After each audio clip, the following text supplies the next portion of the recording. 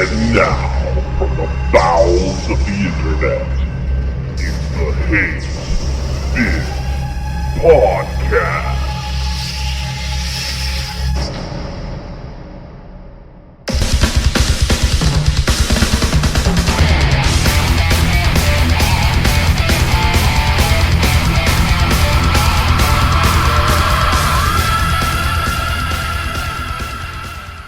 Fuck, shit, damn, cunt, whore, asshole, shit nozzle, fuck whistle. I don't know. Let's see. Donkey raping shit eater and a bunch of other things there. Anita Sarkeesian. Sorry. Yeah. Man, you whoa. know, it wasn't like this when we had British people on the podcast. No, big class then. Anyway, well, welcome to the podcast with all the fucking curse words. I'm Yell Chaos. Joining me as always, the wonderful Alpha Omega Sin. Fuck. The unstoppable Razor Fist. Damn. And professional gaming's own C.G. Thornton, young lady. You may curse now. Lady Lizard Parts. Yeah. We can go along with that. Great one. And a good start to a king-size show. Welcome to our show. We got a great big show for you today without wasting any time at all. You thought we were going to take some letters. We ain't taking them fucking letters, all them fucking letters, asking all kinds of stupid questions. We're going right into the meat of it.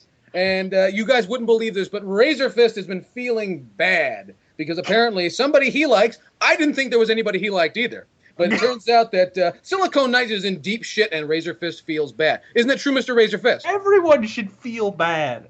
I mean, at this point, I feel like every time I read a Silicone Knights article on IGN, it should just be mandatorily prefaced with the phrase, "Please don't kill yourselves, but." You know what I mean? Like, I defy you to find a story. I mean, just a protracted story. In the long term, all the stories that have come out of the Silicone Knights camp, just defy you to find a story more like party clown with a limp sad than the general story, the narrative of Silicone Knights the last few years. I mean, basically what happened was, when they made Too Human, not only did they get stuck with a shitty pre-release version of, the Unreal Engine, it had a bunch of bugs. It tripled the budget of Too Human and wound up shitting all over the final product, which, if you've played Too Human, is a lot of shit all over that product. But then they went to court to sue Epic for giving them a half-finished version of the game that wound up tripling their budget, and they were just outspent in the U.S. court system, which is pretty much how it works. You pretty much have to buy justice these days. And so now they owe even more money to Epic Games. And let's be real, it's Epic Games, guys. Epic Games need more money like Jeff Keighley needs more teeth whitener. I understand he's got an endorsement for that now. like Jeff Keighley needs more popped collars on it. But it's Epic. Between Unreal Tournament, Gears of War, and of course all the money they make licensing the Unreal Engine itself, these people literally shit money. But I freaking sharpen your straight razors because it gets even sadder. After the studio laid off I think there's a dozen people left working for this company. There were just flotsam, refugees left from the studio, and so they broke off to form Precursor Studios. And their plan for a spiritual sequel to Eternal Darkness, Shadow of the Eternals, failed to meet its motherfucking Kickstarter goal. I mean, it didn't even get halfway to the goal. It was kind of sad. So sad. Everything about this story, it's like the gaming equivalent of a Sylvia Plath novel. If only they'd known Sylvia Brown at the time. I don't understand why somebody wouldn't just throw them a bone. I'm like, dude, that game looked fucking awesome. I'm like, okay, any publisher, just go over, give them a hug, tell them it'll be okay, and help them put it out. Nobody. Not even Nintendo. No it's one. like Obsidian. Obsidian Studios puts up a Kickstarter. 15 minutes later, they've tripled what they were looking for. It's like, really? Obsidian, the studio that has never finished making a game they've ever made? Ever? But freaking the guys who made Eternal Darkness they don't have 2 pennies to rub together? What is wrong with you? Yeah, they made Too Human. Yeah, they made Metal Gear Solid: The Twin Snakes. But they made Eternal Darkness! I feel really, really bad for these guys. It's no fun. Dude, Of course I'm it's gonna no be in fun. that weird camp of people that actually enjoyed Twin Snakes, and I know everybody looks at me cross when I say that, but I really just didn't find it all that terrible. You really like seeing Solid Snake, the down-to-earth hero, doing backflips off of missiles in mid-flight. I think You gotta keep in mind, I also enjoy Bayonetta, so I'm okay with shit being over the top for the sake of being over the top. If it make it like if he would have suplexed the Metal Gear Rex while wearing a clown suit, I'd have been okay with it because I'm like, dude, that was Solid Snake. Did you see that? That was fucking awesome. So long as it didn't like start glitching up in the middle of it, but if it did it Red Dead Redemption style, then I give it a passing grade because it'd be funny. So I don't know. I'm broken inside as a human being, so don't listen to me. I'm just gonna go on record again as saying I said this before the podcast, but I'm gonna reuse my own joke because it's my joke, God damn it, and I'll do what I want. But the name Silicon Knights sounds like the name of a Shannon Tweed film from 1994. Sorry. Oh, wow. Now we need to get one with CG, Elizabeth you have to laugh. Do it. There you go. Sorry. Shut up, you talk too much. Sorry. We're actually planning to install an applause sign in front of your monitor, so Oh, you okay. don't have to indicate that anymore. And, Yeah, and so it whenever you will feel be like it, clap. it'll be epileptic style flashing. So if you don't respond to it, at the very least, we get to laugh at you convulsing on the floor. For those who are not aware of Miss Thornton, I think a lot of people are. She's known colloquially as Star Slayer. She's a competitive Guitar Hero player. Has also done some Street Fighter, and haven't you done a few other games too? I've done a lot of other games. And she's probably best known for being on the very first season of WGC, The Ultimate Gamer. Was that on Sci-Fi? WCG, yeah, I was on Sci-Fi Channel. Yeah. She was, which is a reality show. Not that we hold that against her. We try Thank not you. to. And they creatively edited some things with her in it. I know that. And and then she was also on the tester, but we don't talk about that. No, let's talk about Robot Combat League. That was cool. That was after. She was, yeah. You were on freaking Robot Combat. Yeah, I took out George Lucas's daughter in 45 seconds. Yes. That was cool. So, redemption right there for the tester. So this woman has literally controlled a robot. Your argument is invalid. Exactly. So that's how that goes. But anyways, I just thought I'd touch base on that first.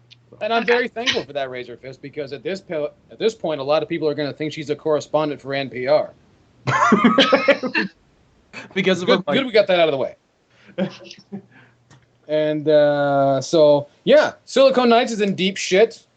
And I'm just tired of hearing about it. I'm sure I represent the majority of the people who are just apathetic. I'm just tired of fucking hearing about it. I just Well, want to yeah, hear good news about them because that would be nice. Well, Just it's like once. the last bit of good news we heard. Oh, there's going to be a sequel to Eternal Darkness. And then it was just caca poo-poo from there. Yeah, pretty much. That the good news was there is potentially going to be something good. You boy. We might eventually produce something. Yeah. Speaking of caca poo-poo, there's another Aliens game on the horizon, I heard. And now, mind you, I am having fun. I'm ribbing. You know, we had the experience with Aliens Colonial Marines, which was, as Razor Fist put it, that was more of an Aliens game, more of a James Cameron game. Why it didn't have any blue dicks in it, I don't have any idea.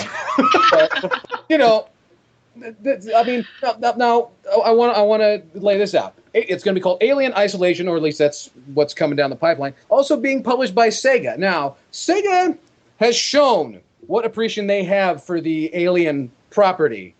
And can they turn this around? I know a lot of people are wondering that. I'm wondering it myself. I don't give a shit, frankly, because they made their bed and they're going to lie in it. But Razor Fist, do you think, can Sega fix this?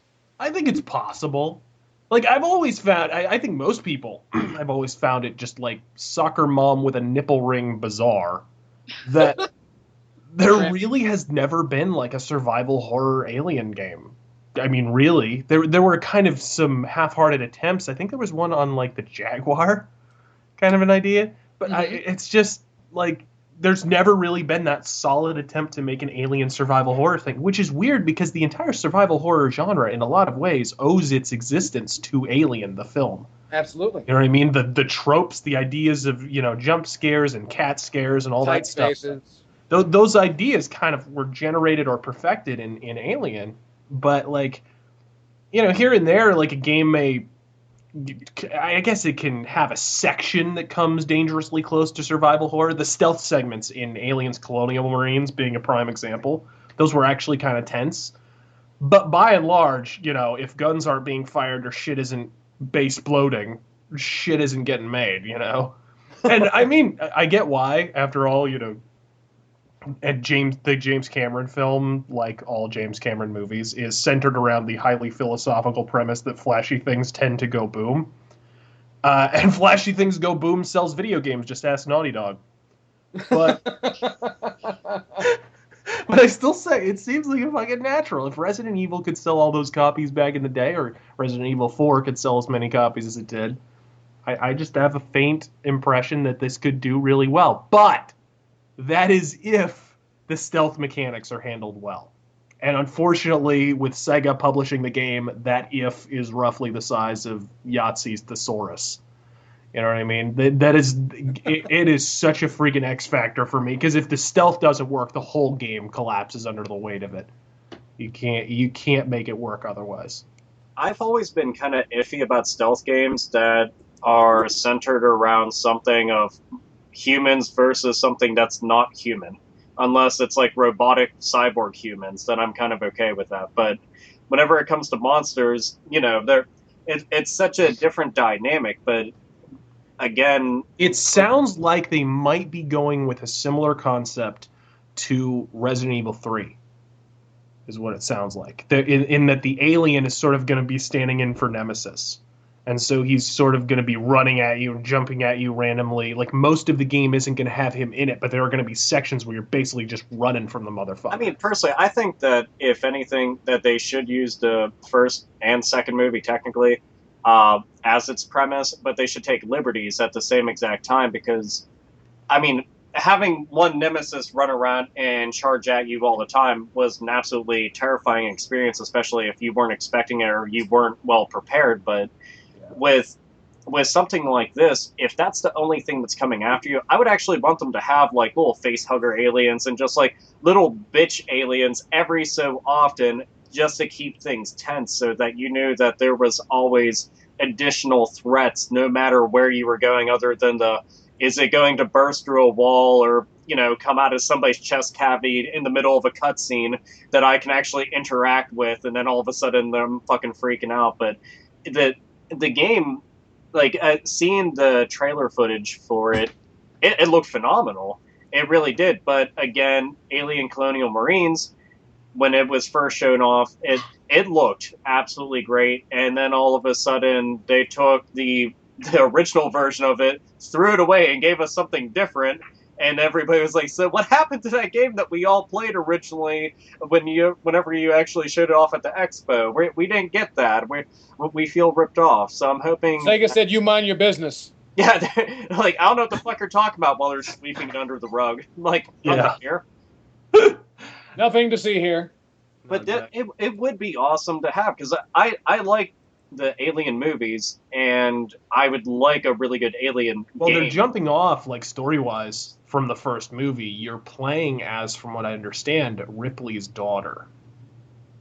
So, something to that effect. And she's looking for the Nostromo, or the ruins of the Nostromo, or something. That's basically the idea, is that she goes off on a mission to look for the wreckage of this fucking freighter from the first movie. And then hilarity ensues. Well, I mean, you think about it. You think Ripley couldn't pass some advice to her child, like, don't go into deep space? Yeah, I don't know. There's aliens there. It's kind of cast the first Alien in a weird light, though, thinking Ripley actually has a kid. I don't know. It's kind of a milfy vibe. Well, it also makes me wonder, are they going to bring in some kind of thing where it's just like, well, the daughter actually has, like, alien genes within her, and, she's going to have some kind of powers that you can level up a la BioShock, and then things get wacky.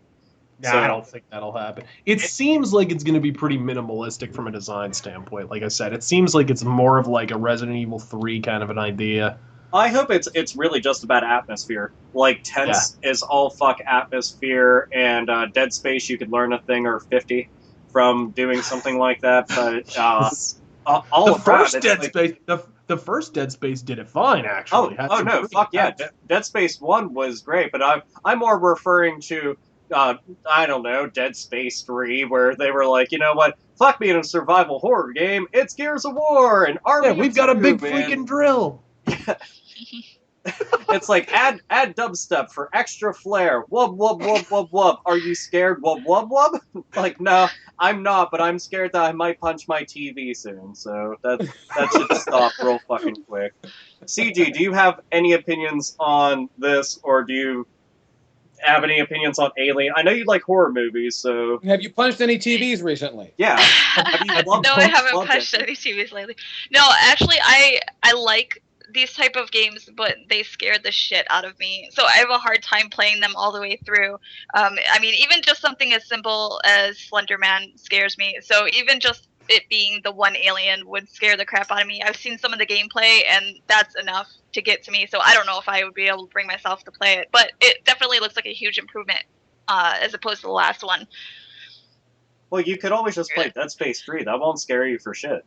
No, I watched my friend play that game and it scared the crap out of me. But the thing is, like with the other Alien games, like if you're just like mauling down like hordes of aliens, is like stuff like that doesn't really scare me. It's like the surprise element of not knowing what's coming at you, you know. And like one of you guys said earlier, it would be better if they did have something like face huggers or something just throughout the game as you're going on. I don't know how scary it'll be if you're playing for 20 minutes and then the alien pops out, and then you're playing for another 5 minutes, and then you see it go by or something, but it seems interesting. Well, I actually hope that they adopt the one concept from the Fatal Frame games where they would consistently have ghosts that were in the game, but they wouldn't harm you whatsoever. They would just startle the shit out of you, like you're walking down a very narrow hall, then one just walks right by, and I mean That's it's kind of you know what game kind of uses that to a really good effect actually is a Star Trek game. It's freaking Elite Force. really. Where because the whole game is centered around taking down the Borg. And you know how the Borg are? Like the Borg like if have you ever seen like Star Trek First Contact or whatever? I used to watch Next Generation when I was like super. Yeah. The idea is if the Borg are such a hive mind, they don't even take notice of you if you're crawling around in their freaking ship, right? Until you start fucking shit up. And then they go nuts. So you're walking into these levels with all these drones just walking around, not bothering you. And knowing they're highly dangerous and they can fuck you up.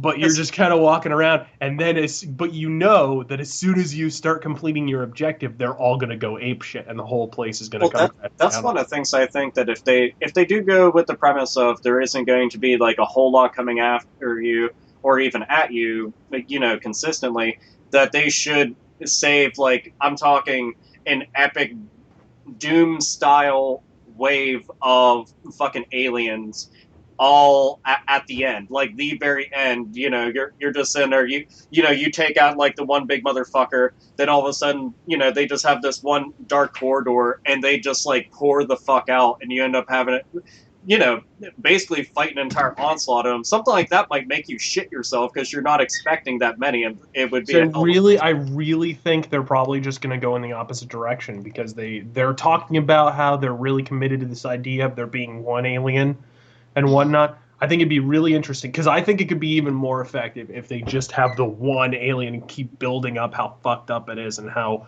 destructive it is and how it can wreck your shit. And then and the key with this thing, it can really fall apart, is if they don't have a good ending, conclusion, like a good final battle. Because it's hard with games like that where you just have one adversary, and like that final boss fight, quote unquote, has to really be effective, or else, you know, it really colors the game badly. You know what I mean? Mass Effect 3. But like, I do hope that it goes well though. Like, in all sincerity, I mean, we've talked on here multiple times about how we want, the survival horror genre to do well, but then add in the fact that there's going to be potential stealth mechanics in this, so we can add in that into the genre. And the fact that this is a property that should be easy to adapt into a video game. I mean, fuck, we have the Alien Trilogy on Saturn and PS1. That game's fucking awesome. Oh, and Alien 3 on Sega Genesis, which I like quite a bit too. Yeah, well, we're real contemporary there. I don't know. I like them. But I'm just saying, it'd be really cool to see it do well. So I'm hoping it does, especially after the Colonial Marines fiasco. Yeah. Yeah, and you know what? And I guess they're not going to put it on the Wii U. Did you hear about that? I'm not surprised. Yeah, because it's too hard to develop for Wii U. Yeah, it's impossible to develop for the Wii U. It's too hard to use Magic Think Yeah, you know. There was supposed to be a joke in there. I completely forgot. This is why Oh, you motherfuckers looking for a punchline, you just keep on waiting. You better comb the desert for that shit. just pretend it's a Russell Brand stand-up comedy routine. There's no punchlines required. Yeah, speaking of jokes that aren't funny, the WWE Network apparently is coming into being pretty soon. And now, just thought I'd share that with you. I want to talk about this a little bit because Razorfist is going to elaborate in a minute, but I got to get in here and say the only thing, because I cannot really make, hide nor hair of this because there's all these details available, what will and will not be featured as part of the package. Alpha Omegason has something to say about it, but he was frothing at the mouth, and, so I kind of got lost. But what I understand is that it's already pissed off DirecTV. I can't really understand why it's pissed them off. And they're talking about pulling support of WWE pay-per-views. Now, Razorfist, go. Well, it's because they're going to offer their pay-per-views for free on this network. Is that how that works? Yeah, and the thing is, like, what really bothers me about this is just that with all the hype and whatever, and I can understand why people would be hyped. It is a cool concept to think that any time of the day you could just flip to a channel and see wrestling. But, like, one of the things that they haven't really talked about is the fact that one of the reasons they hadn't launched the network until now is that they couldn't find any cable providers to actually host the network. They couldn't convince anyone to do it. They had this big campaign to have all the fans get involved and write letters to all the networks and say, hey, host it or whatever, and it didn't work. And they just announced the network, and they still don't have any cable networks that are actually going to carry this fucking channel. Well, I was going to say, it's not really a channel. This is like more literally like an app where it's like Netflix. Like you go and you... Yeah, is it like an on-demand service? Yeah, I actually think this is 10 times better than having a channel, because a channel is something... I thought they were rolling out an actual network at the same time. No, they originally wanted to do a 24/7 network like a while ago. As a matter of fact, I still... Okay, then I stand completely corrected. But I thought that it was an actual... that they were launching it in conjunction with... See, look at this! No, a while we have no idea! They did talk about how they want to do the 24/7 whole network channel, and it just went nowhere, and you didn't hear about it. And then all of a sudden they came up with this, which this is literally like take Netflix. So you can go on there and, I don't know, type in WCW Nitro. So all the episodes of Nitro will come up from all the months and years and stuff, and you click on the one that you want to watch and you watch it. You can find all the pay-per-views from Halloween Havoc. You can watch all the ECW pay-per-views. You can watch episodes of Raw that just occurred off of USA Network, and SmackDown, I think it's on Sci-Fi, but basically this is just on demand all the time on your tablet, your phone, where the fuck ever you're going to watch it, like Netflix. But it's and for $9.99 a month, I sound like a fucking commercial, by the way, I'm sorry. But explaining it just makes sense for your household. Does this mean that our guest CG is the completely clueless British guy who can't clean anything up? Is that the idea? What do you mean I have to clean up from my glass? Oh, but with the ShamWow, you see. You like how these British guys can clean everything but their own fucking teeth? You like that? I Anyways. don't know. They don't do a real good job with their streets either. Sorry, but continue. But it pretty much, yeah. It's all in all, I don't really find any fault in any of it because I literally had no complaints with them. Like, okay, $10 a month, it's cheap. That's pretty cool.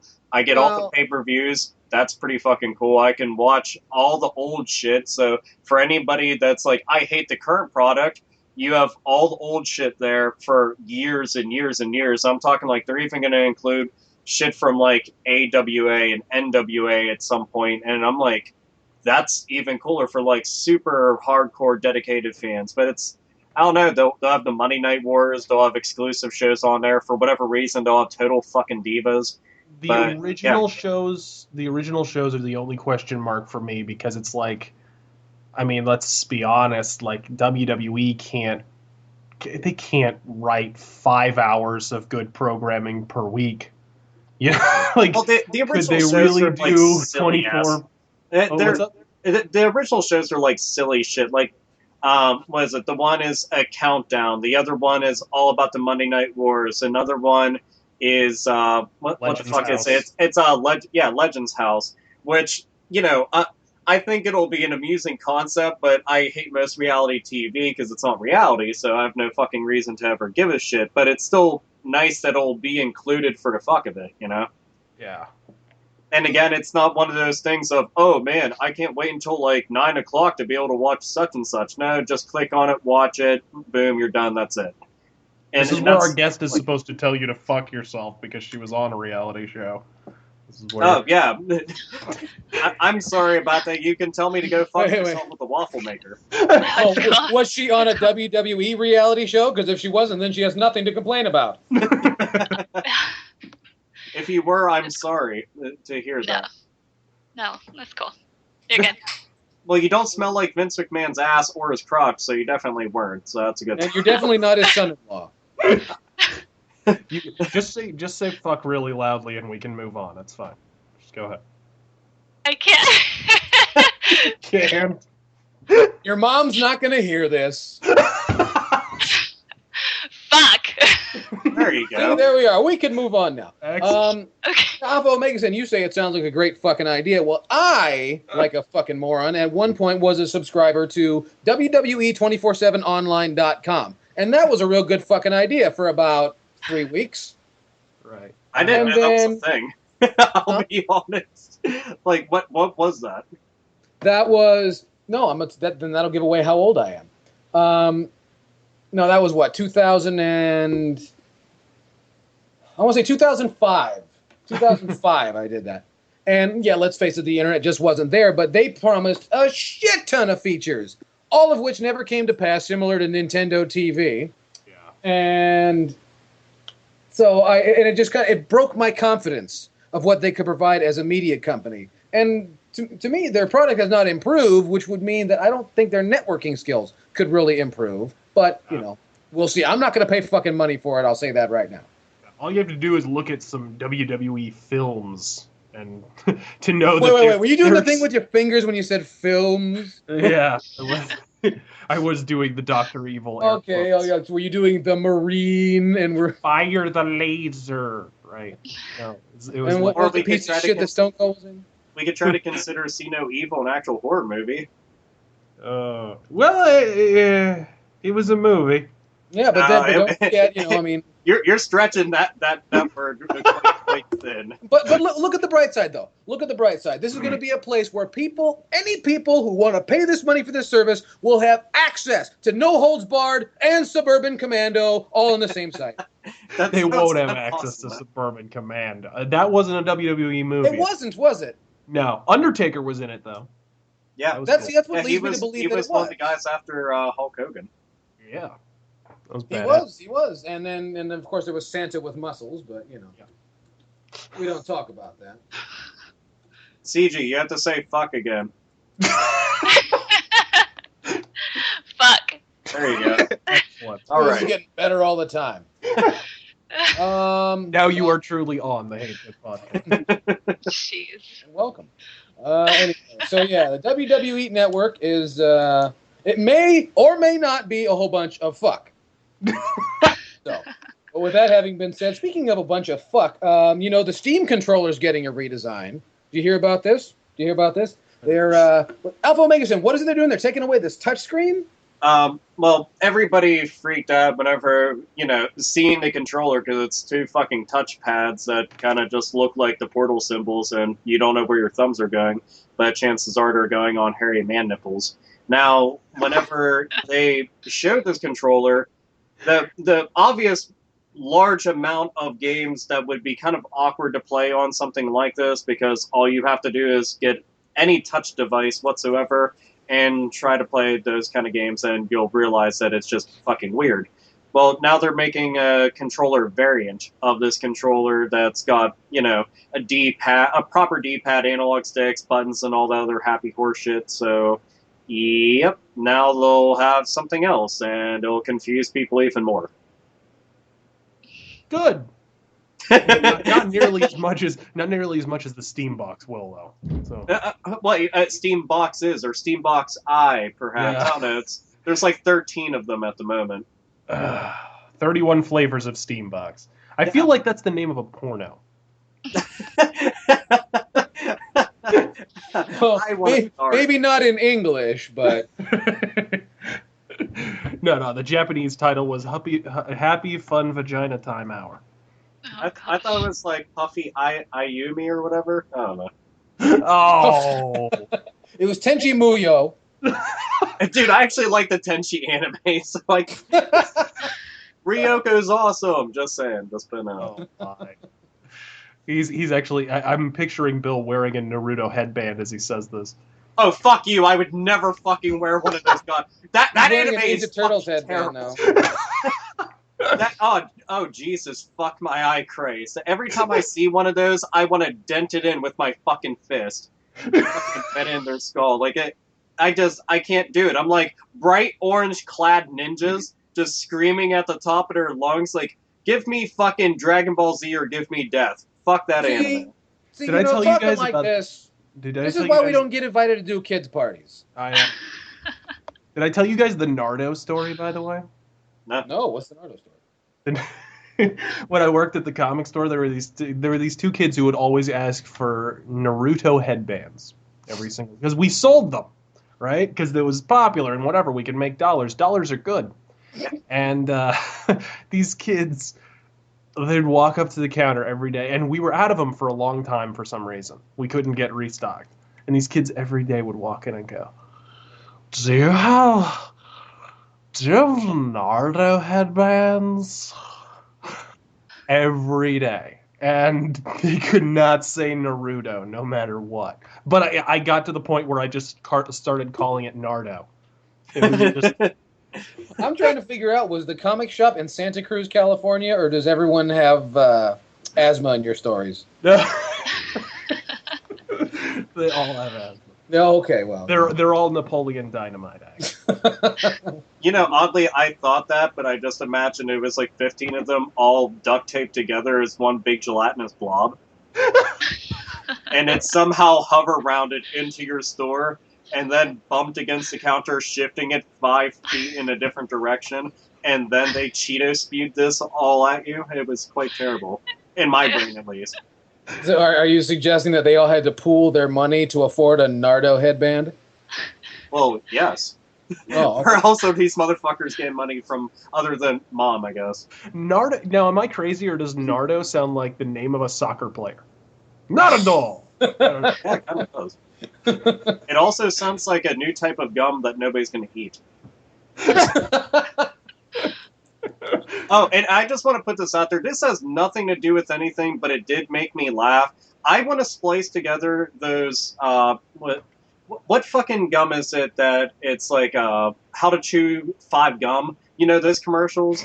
And whenever, it's like, how to chew 5 gum, and then like some extravagant, wacky thing is happening. Well, I want to splice that with all the really horrific scenes from The Shining. and I thought it'd be hilarious just to see like how to chew, what it's like to chew 5 gum, and then like the elevator doors open, all the blood comes out. And I'm like, fuck yeah, dude, that'd be the shit right there. Because we were Why did talking you about, use that for the Halloween episode? dude, oh my god, just thinking Or about the- it, and then showing the little kid. Is that his name Andy? I forget. But just showing him with like his mouth open, and then just put like the 5 gum logo coming out of it. It's great stuff. But I'm sorry anyway. Please continue. I just need to share that. I don't know how we can recover from Oh wait, that. where the fuck? What were we talking about? We were talking about Steam. Oh yeah, the Steam. Yeah, let's talk about the Steam box. Yeah, you know, and it comes with free gum apparently. And just so you know, prior to this podcast, I kept forgetting shit, and CG had to help because she was just like, "You meant this." I was like, "Yeah, that's it." Yeah, you wouldn't believe it, but Miss Thornton actually speaks once in a while. Yeah, perfect. Here, give your opinions on the Steam box. There you go. Go, boom. I feel like there's going to be so many bad comments just because you told her to talk about a Steam box. Yeah, probably. So it better be steamy, goddammit. Go on, I- Tyler. I don't really have much of an opinion, actually. I haven't been paying that much attention to it. Yeah, you and everyone else. Well, no one knows what I've they're been- supposed to be paying attention to.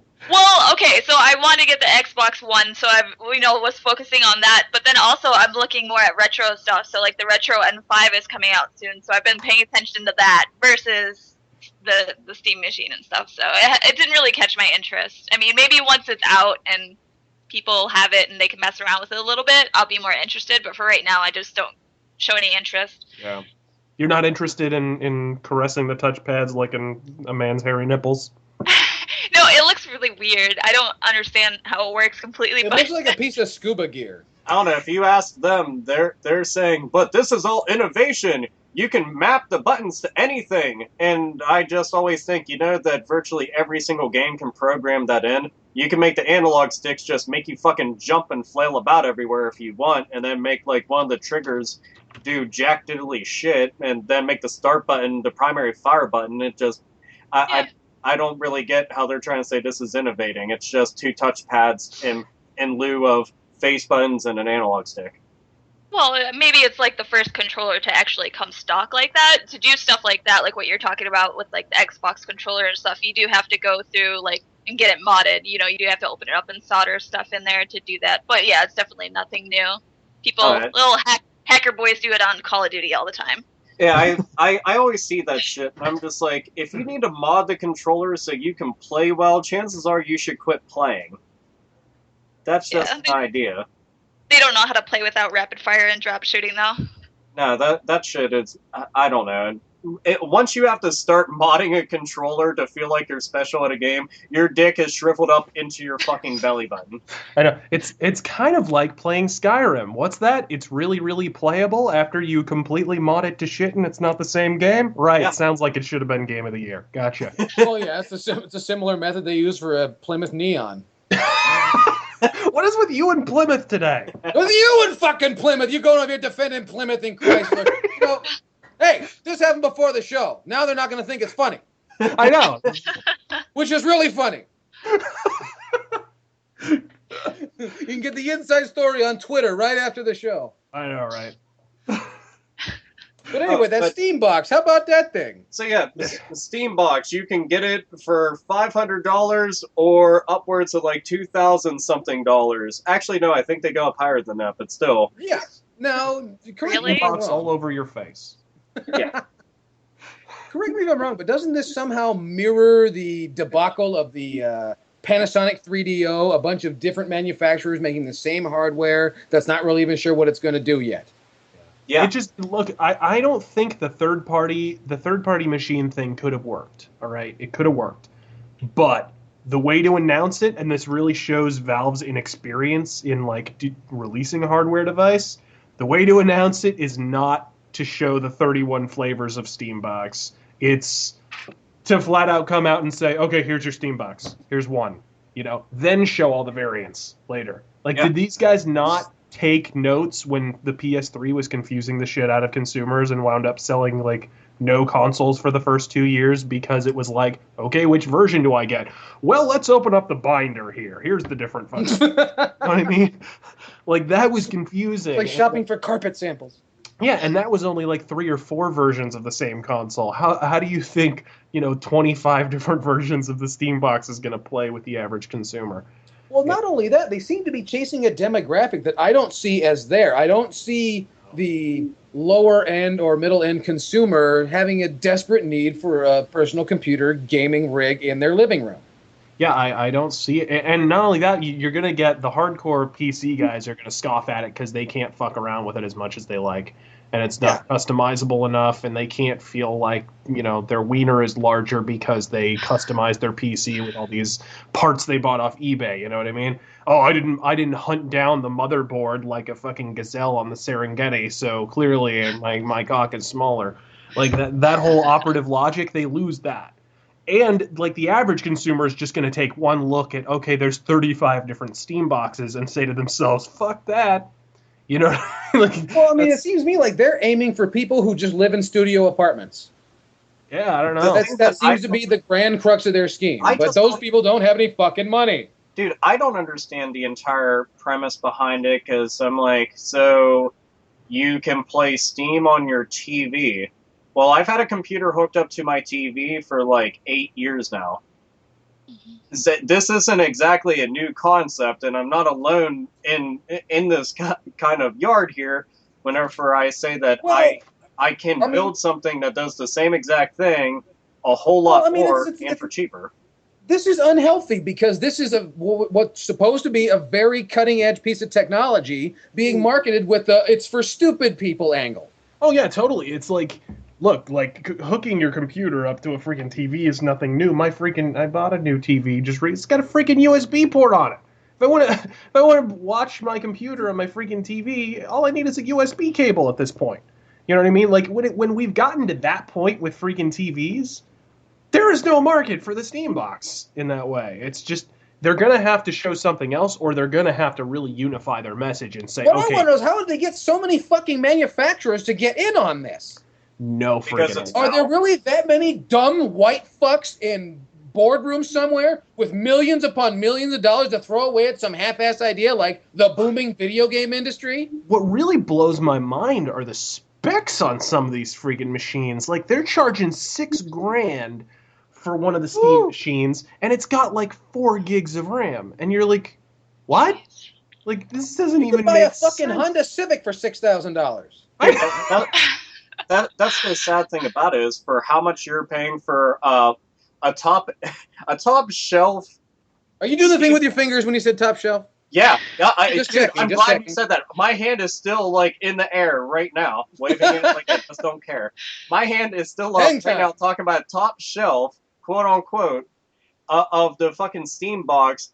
If I drop $6,000 and just get a Steam box, I could buy my computer assembled with all top of the line shit that I could muster and put together. Came out to about $1,200. That means that I could buy a whole bunch of my computer and supply it to like family and friends. You could have bought a computer and a Plymouth Neon. I could. The fucked up part about it is whenever you think about this, I could buy a PlayStation 3, a PlayStation 4, a Nintendo Wii, a Nintendo Wii U, an Xbox 360, a PlayStation 3, a whole bunch of games for all of them, and then go have a fucking party and a whole shit ton of money left over to spend, or buy a top-end Steam box. You see how confusing the PS3 is? He bought 2 of them. Yeah. Fuck you. You know that words and numbers sometimes don't mix. No, it's okay. You got the 60 gig and you got the 80 gig. It's all right. We'll get your pills. It'll be all right. But it is kind of ironic to think like they're really going to put something out there, and you know that there's going to be an asshole out there who buys it and then goes online and tries to convince everybody all day long and justify his fucking experience and his purchase with this thing. And again, all he's trying to do is measure his dick by some electronic piece of hardware that he bought. Well, believe me, if this technology had existed when the Neo Geo MVS came out, you would have had a very similar result. Yeah, totally. But I to can't- compare it, $6,000, I'd rather just go buy, like, I don't know, an actual MVS cabinet. For $6,000, I'm pretty sure you could buy like the Central African Republic. Well, for $6,000, I'm pretty sure I could buy part of Capcom right now, so that's not a bad deal. I'm pretty sure you could buy No. most. You could buy Mega Man out of receivership for like $5,500. Dude, that's you know what? That's not too bad. It's like, so can I trade the fucking Steam box for Capcom? Sure, all right. I will do more with all of their IPs than they have for the past like 10 years. So it'll be great.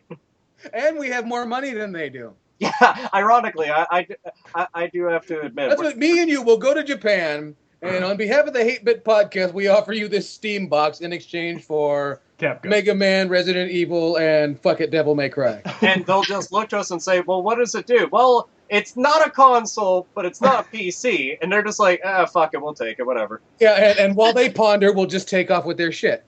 Exactly. Speaking, It'll be like when Shinji Mikami left. Exactly. And took all their mojo with them. Well, do we get to cancel a whole bunch of things and get people's hopes up, too? do we get to announce a cancellation of an announcement? Yeah, I All love right. wrestling announcements. That's fun. This is gonna be awesome. You know what else is awesome? I guess Sony's gonna exit the hardware market. Ooh. No, Alpha Omega, you're the expert. Explain to me PlayStation Now. Okay, PlayStation. You know what? Here, we're gonna go back to the whole WWE Network thing. PlayStation Okay, we're gonna go Now way is back. pretty Way much back. just.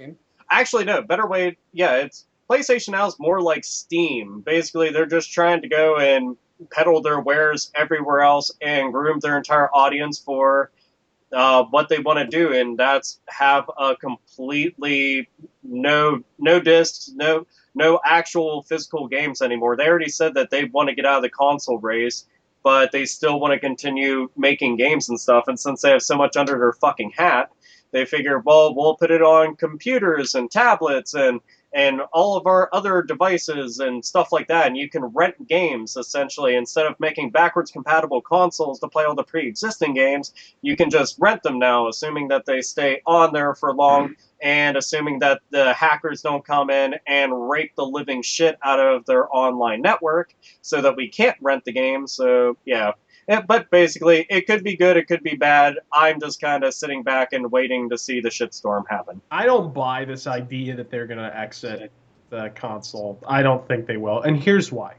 Because we didn't believe, and I honestly, to this day, still believe the Xbox One was not meant to launch in 2013. I don't think it was. I think they planned to hold off until 2014, if not later. And I think the same is true of the PS4. And I think what happened is PS4 was announced, and they were like, well, shit, we're not going to release a year later, so here we go.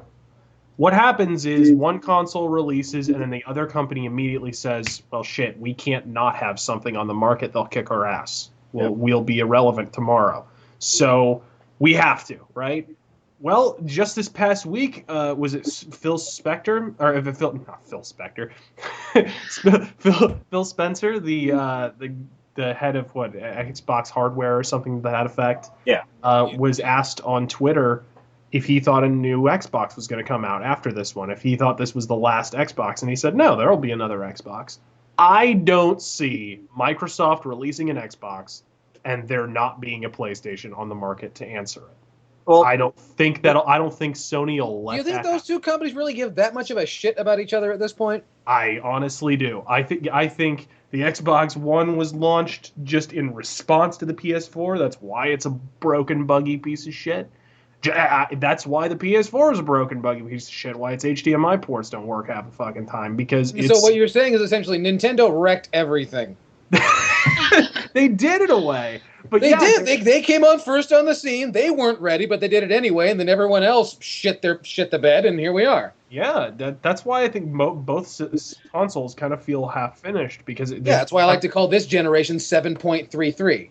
Oh, dude, I'm telling you, they're going to end up being set-top boxes. That's what they're going to go for, because Microsoft even confirmed that the original version of the Xbox One did not require physical discs and stuff.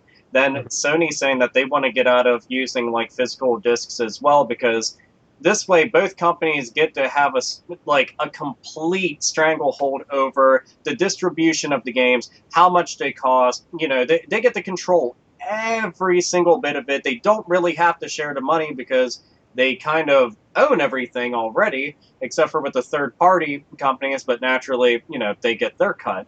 But that's what I think that they're going to go with, is that we're going to have a Steam box versus a PlayStation 5 box versus an Xbox 2. I don't know what the fuck they're going to call it now. An Xbox One 8060 forever infinity. But it's turvy. Well, yeah, but the point being, I think that they're just going to have set-top boxes, but they're trying to go and push this service that, well, you can get a PlayStation box and, it'll have this service already built into it with games and da-da-da-da-da, similar to, like, the PlayStation Vita TV. I'm taking guesses. I mean, the future could have fucking anything, but PlayStation Now is just, like, a rental service, and I'd rather have GameFly at the moment because it's an actual game I can hold, and then I can keep if I actually like it. Well, and if I might just kind of take us off a slightly different path for a second about what you were saying about, it seems to me that the focus of, if the war between Microsoft and Sony is as fierce as we believe it to be, it seems like they're losing interest in games. They're trying to more push towards, I think Sony's more interested in telling you about the games they used to make, and now they're trying to dominate a form of entertainment that has already run its course, and that's television. Yeah. It seems to be that games are now an afterthought. We'll get to games when we damn well feel like it. And somehow, this is what I would consider, and you can laugh at me if you want to, but this is like the social equivalent of, in the Old West, the fencing off of waterways. All you're doing is trying to get in the way of somebody's entertainment and charge a toll. Yeah. That's all it seems. It seems like the original content, be damned, and we're going to charge you for reruns for the rest of your life or watching the football match. So fuck those people. But PlayStation Now. Now, somebody correct me if I'm wrong, but doesn't this sound a lot like OnLive? Kind of, yeah. That's one of the things like everybody compared it to, which I can understand. But OnLive was a miserable fucking disaster. And I mean, and because this has a Sony name, it's not going to? Yeah. Well, that's the thing. I wonder, like, are they going to be just as disastrous? And that's why I'm just sitting back and waiting, because I'm not going to sit there. Because they didn't develop the technology on their own. They simply purchased it outright. Yeah, that's the thing. What is it, Gaikai? They bought Gaikai outright. And that was only a few months ago. You cannot, write all kinds of new code and shit, that quickly. So... Well, I don't know shit about Gaikai and their previous services. I've talked to people that said that they've had their own hands-on experience with the stuff, and they said it's not bad, but at the same exact point, you got to understand that they got to, like you said, they got to adapt all this new shit for it, and it's like, are you going to have your stuff together, or are you going to put this out prematurely just for the sake of having it out there? And, they're going to have people beta testing and stuff like that. I even signed up to be a beta tester so I could try to give an honest-to-goodness opinion of, yeah, it's awesome, or no, it actually sucks donkey dick. So, but they have a different word for beta tester. There is paying customer. Yeah, that's actually true. But Razor Fist, I know that you have tons of opinions about this. Please. No, I just, at the end of the day, I feel like, well, first off, I think it's, I mentioned before the podcast, I think it's a little ridiculous that, like, Xbox One tried to roll out the same thing, essentially, and everybody will jump down their throat. But because it's PlayStation Now, it's like, oh, it's cool. We're good. It's essentially the same idea, but it's cool now because it's Sony. That's fucking Well, they both stupid. have the same idea of the box that watches you, too, and everyone forgot about that. Look, I have a problem with it fundamentally because just from a property rights standpoint, I don't know if anybody else...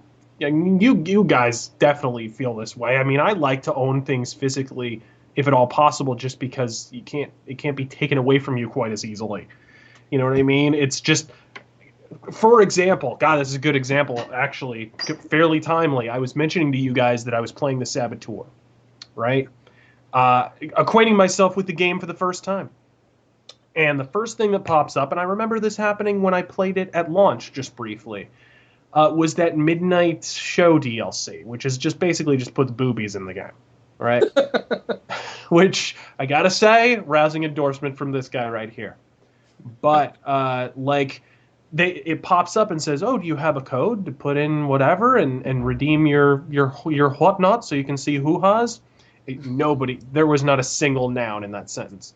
But anyways, freaking, you put in this code and you can see boobies in the game.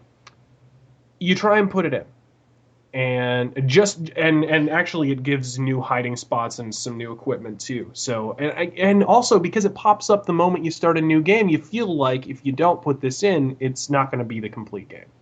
So when you try to redeem it, it says okay, redeeming code, because I still have the code. And then it instantly says disconnected from EA servers. Boom. So I'm like, oh crap, better look on Xbox Live for the DLC. It's probably free now.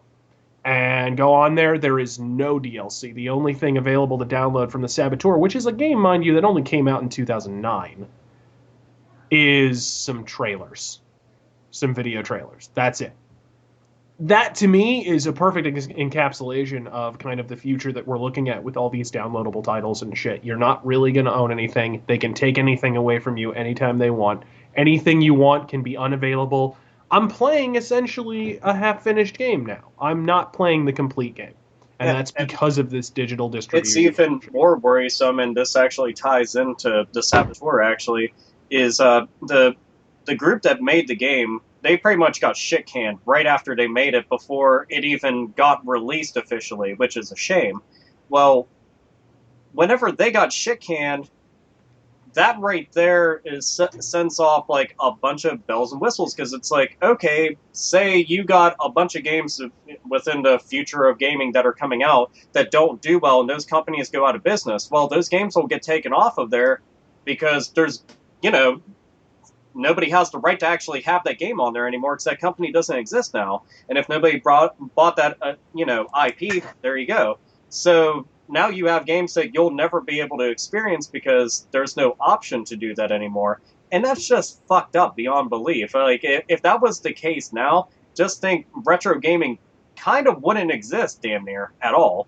Like, we wouldn't be playing Virtual Boy games. We wouldn't be talking about the 3DO because we wouldn't be able to experience it because you know damn well EA isn't putting that stuff back out at any fucking point in time. We wouldn't have been able to see, like, CDI games because, like, Nintendo's really going to fucking want to put those things out other than, like, an April Fool's Day prank or some shit. I love how that's the only game you could think about on the CDI. Well, there's what? There's like 7 games, I know. There's like that Maple Warp dude with the flowers and shit. There's the hotel and the thing, and then the Zeldas, and then like... Still more than on Xbox One and PS4. Yeah, combined, ironically. I was going to say, but admittedly, at least PS4 and Xbox One have more games than the Gamecom, Virtual Boy, and... now, I'm curious. I'm actually curious what our guest thinks about this, because actually DLC, one of the first games that I remember really embracing DLC was Rock Band and Guitar Hero. With the songs and everything. In a way, if you don't have access to DLC and shit on these games, you kind of don't have the complete game, really. That's true. How do you feel about these games like going like full on download? How do you feel about these services going full on download? And are you familiar with the whole PlayStation Now shit?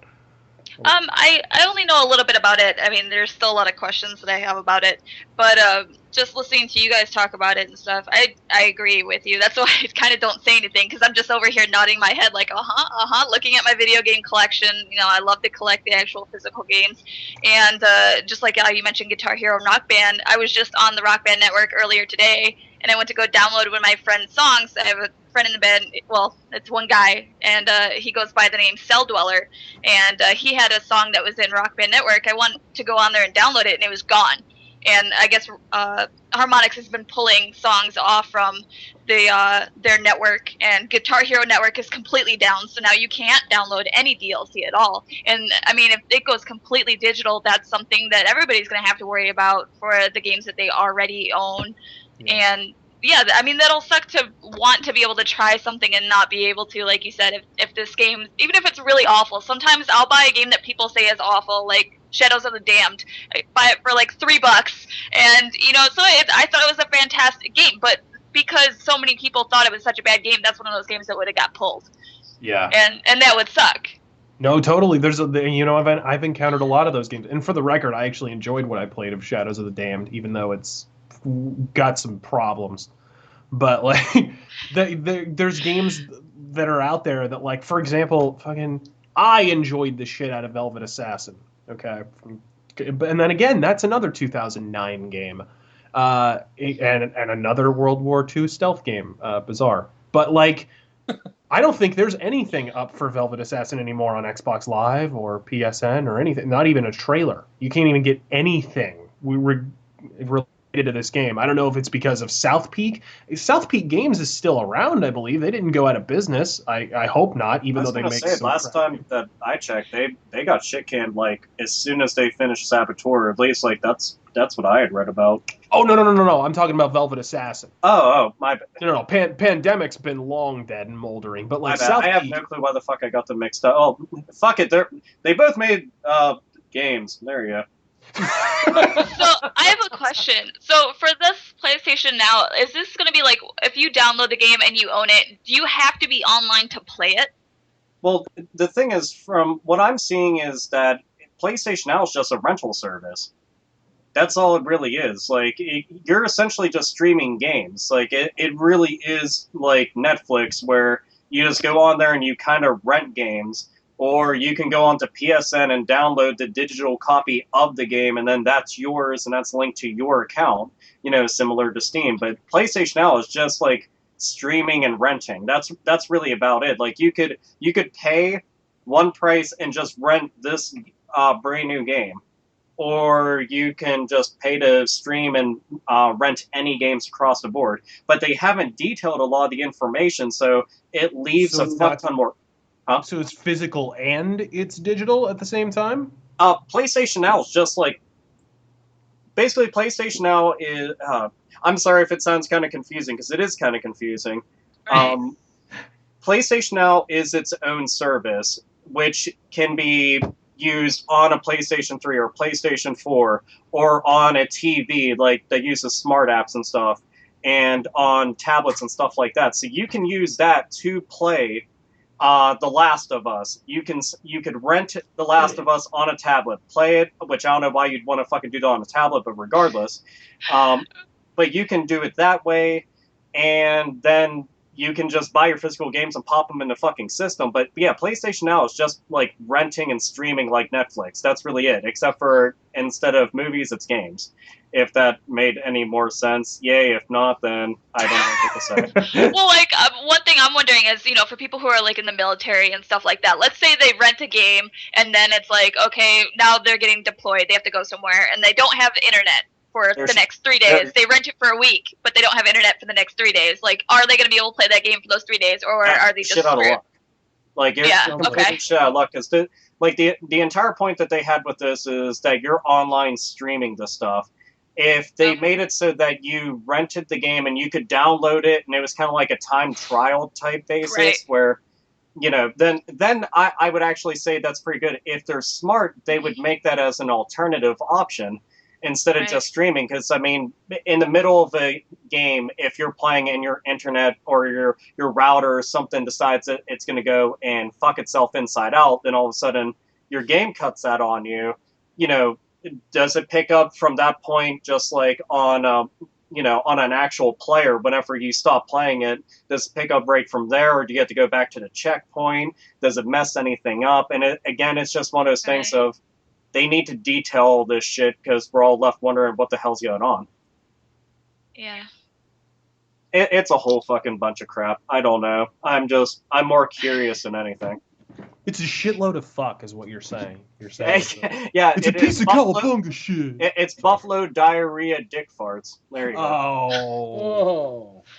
I'm still stuck on the whole fucking itself inside out. And right side in. That's part of it too. Careful now. We start talking about the poltergeist and shit. And can we talk about maybe doing like a spider walk down the stairs from The Exorcist? That'd be cool. Oh, that's creepy. I love that part. To you? Huh? Is this something that's important to you? Well, the spider walk, most definitely, yeah. Okay, well then we'll get working on that. So, but I guess the morals of the story is we need clarification from Sony about PlayStation, and we need it now. Yeah. Boom! Play on words there. Yeah, you see what I did there? Anyway. Fans, it's been brought to my attention. Now we're gonna go way back. We're gonna talk about some old shit. Some of us old people talk. So all you youngsters, you guys can go ahead and fast forward to. I'm not telling you when you can fast forward to. Fuck that noise. You're gonna sit here and listen to this because you're gonna learn your lessons from your elders. Now we're all old. I'm sorry. I know. God damn it. Anyway, Welcome I've to been the telling you- Geritol podcast. this is. Wait, hey, when's Jack LaLanne coming on? I don't know. He's got the power juicer. We're gonna resurrect him first. Is the thing we have to? Is he dead? Yeah, he's dead. Oh, Yeah. I didn't do shit. I was right here the whole time. I'll say that first and foremost. Hey, can we get Richard that's Simmons right. on so we can get into shape and stuff? Well, we have to go over to Ace's house and get the juicer, and then.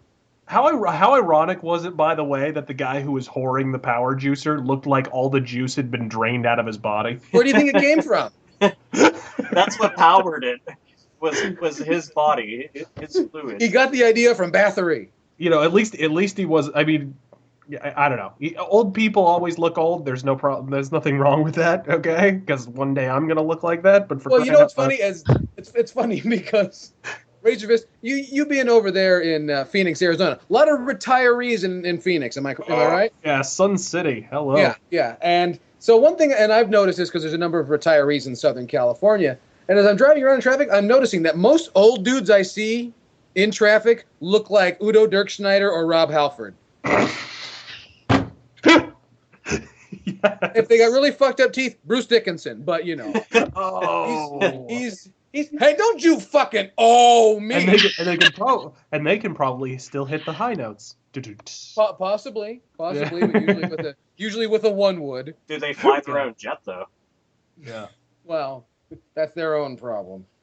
Leonard Skinner. Goddamn, Bruce Dickinson. I mean, professional fencer, syndicated radio host, jet engine pilot. What does this dude do? Fight ninjas on his spare time?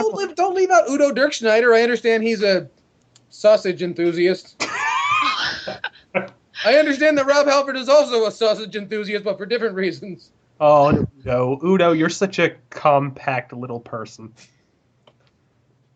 Right. If we ever go on tour, we're taking Udo with us because he can be in the overhead compartment. Oh. You can actually take him as carry-on. Well, live or dead, doesn't matter. Oh. Anyway, now that we've descended into absolute debauchery, I want to remind each and every one of you that we're older than you, so we get to tell you what to do.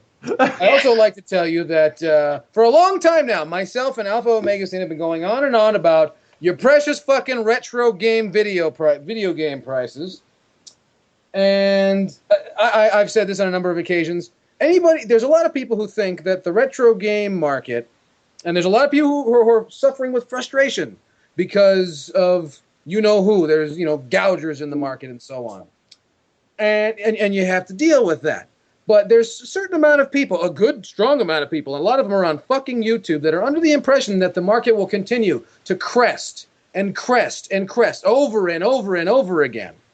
And I'm here to tell you that you can say the same thing, or a lot of people said the same thing about baseball cards and Beanie Babies way back when. and comic books in the early 90s. Very, very similar.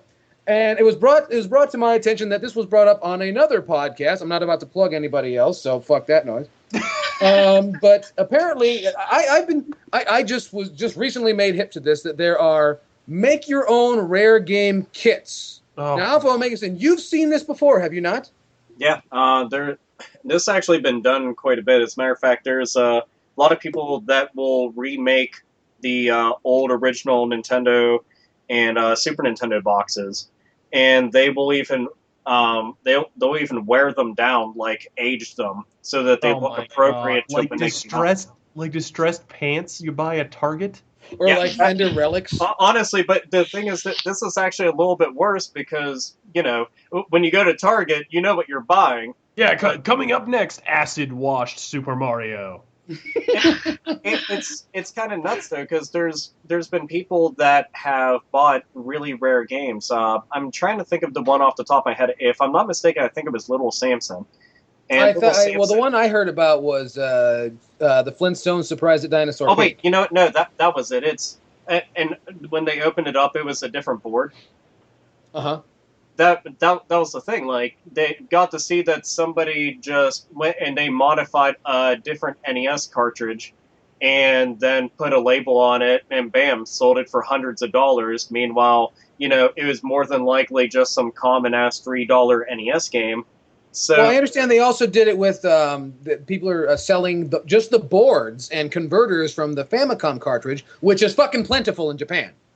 Oh yeah. Well, there's quite a few games that, like, I know people personally that go out of their way looking for NES games that have them built inside, and they're big shit for people to want to go and scoop up and stuff. But the market's all over the fucking place because you see people that are aware that they can get a fuck ton of money for something that is been known to be reproduced and quite easily nowadays. Back like 10 years ago, not so much. Nowadays, not. Every other fucking day I'm hearing about people making repro carts and stuff like that. So this isn't fucking new. It just sucks that it's starting to ruin some of the actual stock that's out there. I think there's a place for repro carts. I like them. Like, there's certain, like, for example, the best example of a game that should have a repro cart is a game, for example, that was not released, Star Fox 2. Oh yeah, Good definitely. example. I love that there are repro Which carts is also of Star brought Fox to us 2 by our good friends at Time Walk Games. because Star Fox 2 should have been released. That game is one of the best. It was called Star Fox Command. Well, they put a lot of Star Fox 2 in Command, but There's a lot of it. yeah, but it's still a freaking great game and should have been released, But I just think the whole retro thing is, at the end of the day, it's turning into a full-on speculator racket, is what it is. It is. And so now you've got all this fraud going on with the repro carts and so forth. I mean, come on, eBay was already a disreputable enough place without giving people easier access to ripping. Yeah, but this is starting to have the disreputation of like Las Vegas real estate. Yeah, it's true. Now, stuff like this, the thing that bothers me about it is that when I started collecting, it was the late 90s.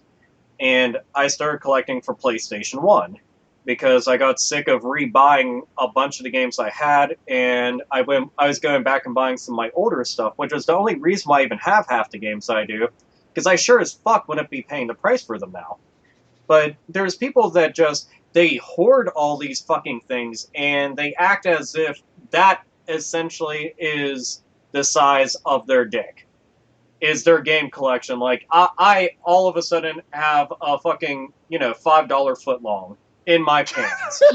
And it's all thanks in part to... Hold on, are you telling me you have a 12-inch spicy Italian? Is that what it is? I don't know, it could be a meatball, but I'm Irish. I don't know. Well, Wait. it's Is Katie Couric here? It's a loaded baked potato or something. Now, that means that people can get impregnated from across the street or so. I've No, said. but there is a lady present. Let's keep Where? She is a professional gamer, so not only has she heard worse, she has said worse.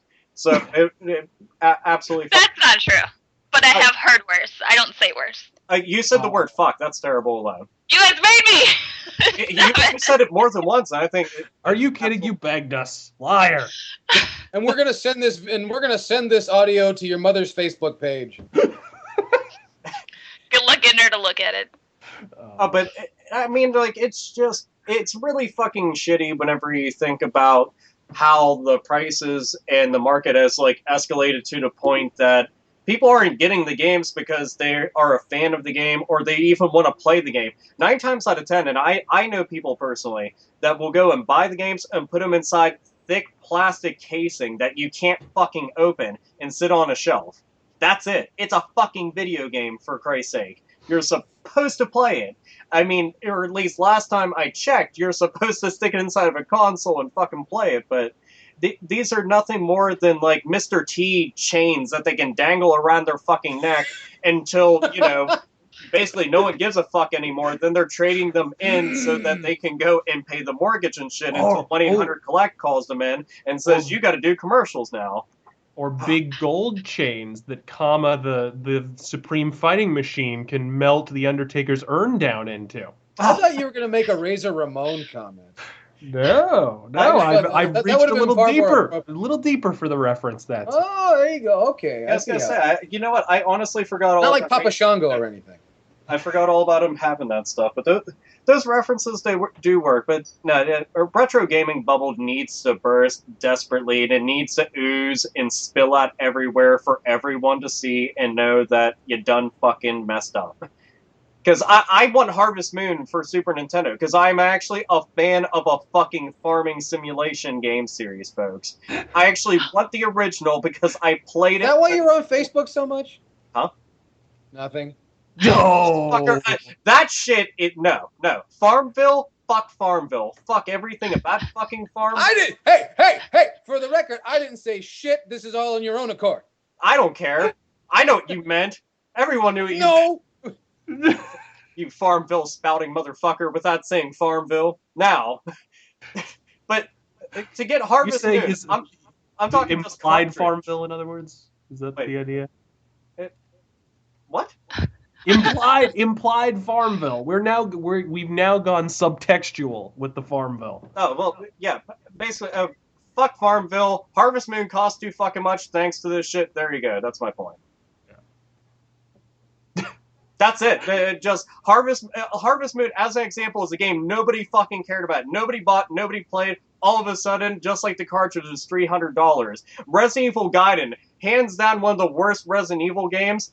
You try getting that shit, it's like $75 fucking dollars, all because people want to stick it inside a fucking plastic and then put a grade on it all of a sudden. Now it's worth $5,000. Well, sure, they got to actually. stick something in somewhere. They don't get a chance otherwise. That's a good point, but I hate that's what fucking like retro gaming has become. It's not about playing like old school games. It's about, yeah, but do you actually own Valkyrie Profile for PS1? I do, and my copy's sealed. Oh, well, I fucking hate those people. Well, what's tough is, I mean, this is gonna hurt. This is gonna put some people out of business. Good. Like, that's how I view it, is fucking good. If you're one of those cocksucking fucking resellers that does nothing but just scoop up all the fucking rare games and then suddenly you bought it for $2, now you're reselling it for fucking like $900 or some shit, and beyond that person being a cocksucking mongoloid, the motherfuckers that decided to take it upon themselves to go and purchase said game for that much, you need shot in your fucking face with common sense bullets. You know I what's fucking funny is hate them. it's funny is right around the corner from both myself and CG. There's somebody just like that. I shouldn't name names, but it's in Oceanside, California. That's all I'm gonna say. I'll just leave it at that. Now, here's the thing: from one collector to another. There's only one game only one game store in Oceanside, California. So I've really. been there, yeah. You've been that dusty, Yeah. fucking musty, fat piece of shit. Can't even turn the fucking cartridges around, motherfucker. God, man, I swear, I've been in porn shops that are more inviting. And cleaner, too. And with less sticky floors. Sorry. Oh. Right? You've been, haven't you? Where were we? Oh, I was just going to say, I know CG said that she's a collector, so I'm kind of curious what her stance is on the entire retro gaming craze / market / bubble. And that the we're price talking about. gouging. Yes. Well, yeah, I'm with you guys. See, like, again, this is why I don't talk, because I just agree with everything you guys say, and then I don't say anything new. But I collect games myself. I've got some old school Super Nintendo, Game Boy Advanced, and, you know, Sega Game Gear, Genesis, whatever. So I got the stuff here, and I refuse to pay more than, like, $5 for a game. So, like, yeah, I mean, it's really old. Yes, some of the games are fantastic. They're great. Of course, that's why I'm buying them. I don't buy them to put them on my shelf to showcase them. I open them up and I play them. I can't wait for the Retro N5 to come out, because then I can take all these cartridges and I can put them into one system instead of having to hook up 10 systems to my TV like I do right now. Funny, But it's I totally don't understand it, but it's the same thing. People will continue to put those up online for $500 as long as somebody will pay it. If nobody pays it, they're gonna have to drop the price. As long as people are doing the whole big dick thing, like you're saying, and they're willing to put the $500 out there to say, haha, look what I got, they're going to keep doing it. It's not just, yeah, and it's not just with the retro thing, retro gaming. I mean, I see it with Magic the Gathering. People do the same thing. You know, they see a rare card, they copy it, they resell it because there's that person out there who'll pay $1,000 for a Black Lotus card. Yeah. Well, that has to do with the rise in public education, I think. No, Yeah, I'm it actually sucks. that you mentioned fucking Magic the Gathering because I've known people that were making counterfeits for years through like various print shops and shit. And I mean, like, Pokemons, too. they look real. Mhm. Like, Yeah, they're and getting really good now. It's scary. it's fucking nuts to go and think about. But at the end of the day, if it's going to go and destroy the entire market to make it more accessible, I say by all means, nuke the entire fucking market and start from scratch again. So it's actually something that only the people who really give a shit are invested in and are like, yeah, I actually bought these to play. I bought these to use. That'll never happen so long as older games are better than the current ones that are coming out, though. Unfortunately, that's the problem. I think that's honestly part of it. I think the real problem is all the fucking marks who believe in like they're going to retire off of the value of their fucking video games. Yeah, it is so similar to that speculation. It really reminds me of like there's a corner of the world of people who play music, and there's electric guitarists who believe in spending extortionate amounts of money on antiquated piece of technology. Yeah, absolutely. And this is the exact same thing. It's people who are total fucking marks who believe that this is going to be the answer to their prayers in just a couple of years. And, you know, once again, they could also sell real estate in fucking like Etheridge, Indiana. Dude, it's just it is pretty fucking sad to go and think about. That's exactly what the market has turned into. But one of the questions that I've gotten frequently, and every time I see it, I'm just always like, why the fuck do you even care? Is how much do you think all your games are worth? It's like, do you really think I sit down and I fucking estimate the value all the time? I could give a shit less. How much do you think you spent? I bet you do. I bet you got the green visor with the half glasses and the steno pad. No, it's the same way. It's over 9,000. Just stuff like that. It always bothers me because it's like I don't look at my fucking game collection as, you know, it's X amount of dollars and X amount of cents. It's a fucking game library, and that's what I always wanted. When I was little, I thought it'd be cool to have an entire like game library to go in and pick up whatever the fuck I want and play it. That'd be really cool. No, totally. No, it's very similar to my metal collection. Like I have.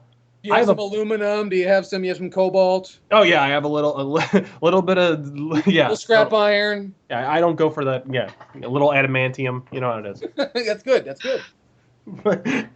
But no, like freaking, you mean vinyl.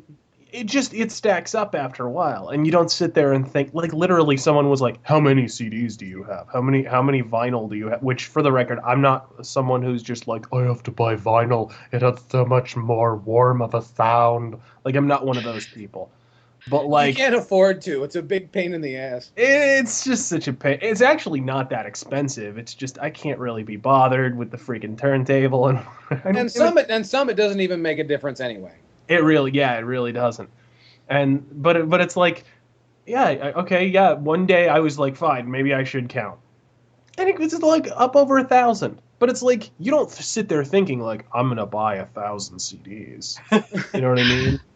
No, you look at it and go, where the fuck did this come from? I know. have room in this place, and now there's this.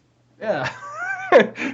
No, but I think the one thing I get asked that a lot is like, how much is your collection worth? And it's a sincere question, and I appreciate it. But after I've heard it so many times, it's like, I am not going to take time out of my motherfucking day for Kyle from from Minnesota to count up this whole damn thing. So I just say, in my usual eloquent way, it's worth more than yours. All right. Anyway, seems like we ran that one into the ground, didn't we? I know, we did. I know. We had a real good time, though, and that's we're getting towards the end of this show, and it's time for your main event. Headlining in the main event, Mr. Razorfist is going to carve up the Evo. Is that right, Mr. Razorfist? Yeah, I figured because, we got our guest here who is experienced and seasoned and grizzled and wizened. I'm gonna find more synonyms, I'm sure. For the in the pro gaming scene, I figured it would be opportune to finally rant about the EVO Championship Series and the slow disintegration of what it once was. And I mean, it's clearly successful, but pro gaming itself, I mean, it's sort of, people hear it and they think it's just a strange and demented moonscape. You know, it's a volatile, just highly combustible formula comprised of equal parts arrogance, cliquishness, and the all too occasional dazzling display of just unbridled motherfucking skill, you know? And for evidence of the former, to shamelessly compliment our guest, just look no further than our lovely guest on today's show, because this girl is to a plastic fretboard what French people are to rudeness. Yet, these days, it seems just no gamer is considered truly elite unless they ascend to the hallowed halls of the EVO Championship Series, which I personally find quizzical. Like, in my personal experience floating around the fighting tournament scene, albeit briefly between 2005 and 2007, I witnessed the absolute apex of the EVO Championship Series, in my opinion. But with the announcement of Street Fighter IV, and this was the formative event, in late 07, and EVO shacking up shortly thereafter with Capcom of America, I've also seen the protracted degeneration of what was formerly the finest fighting game tournament in the entire West. I mean, the sad fact is that EVO sold their souls to Capcom, a company that these days is more familiar with the term soul when it's used to describe the sole fucking investor they have left. EVO hitching their wagon. I needed someone to do a rim shot there. But EVO hitching their wagon to just the mange dyspeptic fucking Clydesdale that is Capcom 5 minutes before they topple the fuck over and neigh their fucking last. It's a shitty development for two reasons. Number one, it means that every year Capcom releases an unplayable piece of shit, it is automatically treated to top billing at that year's, EVO event. See also Street Fighter X Tekken, which, in case you missed my top 5 turds of 2012 video, happened to be easily the most festering, sweet corn bespeckled heap of shit I had the displeasure of ingesting in 2012. And two, because it means that with Capcom falling out of the money tree and smacking every branch on the way down, without a radical readjustment, EVO is soon to follow. And sadly, at this point, they almost deserve it. EVO removing Super Street Fighter II Turbo from the sanctioned tournament lineup in 2011 for the first time since the tournament's goddamn inception, and doing so permanently, was the competitive gaming equivalent of the Yankees unretiring Babe Ruth's goddamn jersey number. And Johnny-come-latelys will counter, of course, with hard numbers. And why the fuck wouldn't they? I mean, between 2012 and 2013, EVO more than doubled its number of participants. But if those same people purport that switching from more popular titles to simply whatever new shit Capcom is whoring that weekend is what got them to that place, well, that person couldn't be any more full of shit if he were the only Porta-John at EVO 2013. Street Fighter Alpha 3, Super Turbo, and Turd Strike were featured repeatedly in some configuration thereof from the tournament's founding in 1996 until just 2 years ago. And those numbers continued to double and even triple, even reaching a fever pitch in 07 with a public tournament, actually it may have been 06, with a public tournament set up right in the middle of the San Diego Comic-Con. I mean, the game on offer was Super fucking Turbo. EVO, you are a fighting game tournament, not a pop culture event, not an excuse to chant the phrase "get hype" until your keyboard snaps the fucking half, and not Capcom's advertising wing. Remember this, or choke on my dick until I feel a draft. I'm Razorfist, got fucking speed. Woo! Sorry, hold on. Woo! Woo! Wow. Wait, is that the No, sound no. of the air passing through somebody's head after they choke on his dick? Yeah.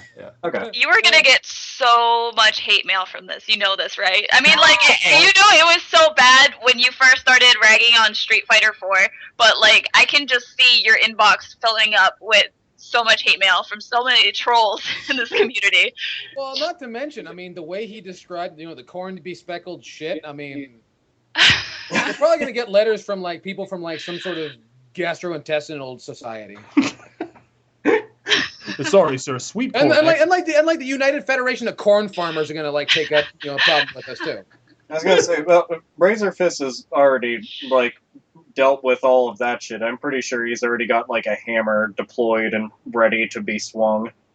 Yeah, I don't give a fuck.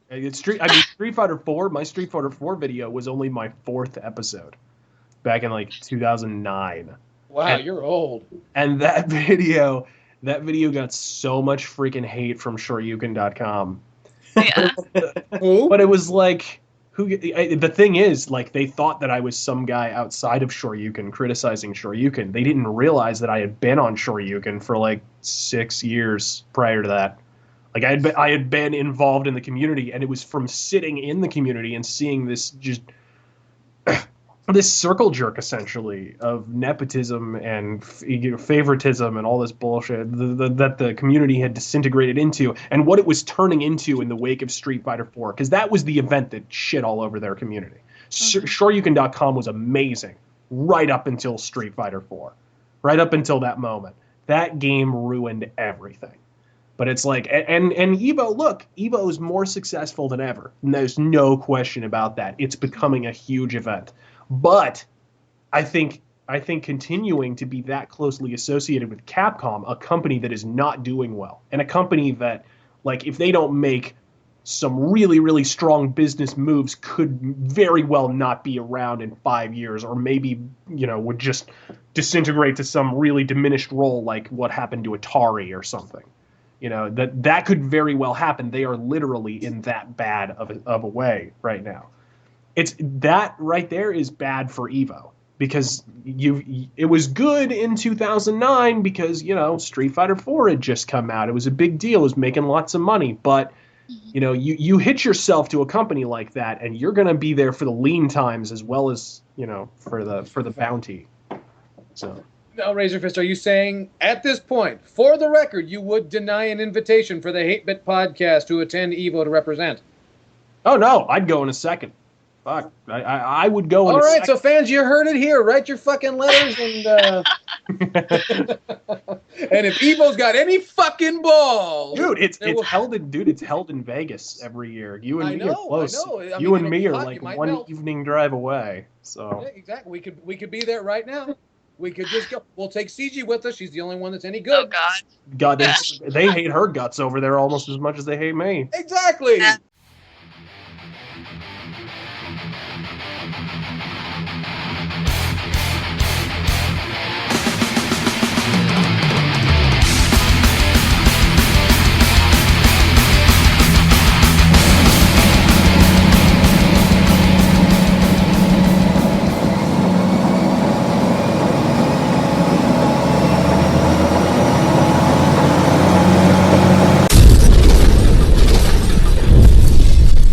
Hate Bit Podcast.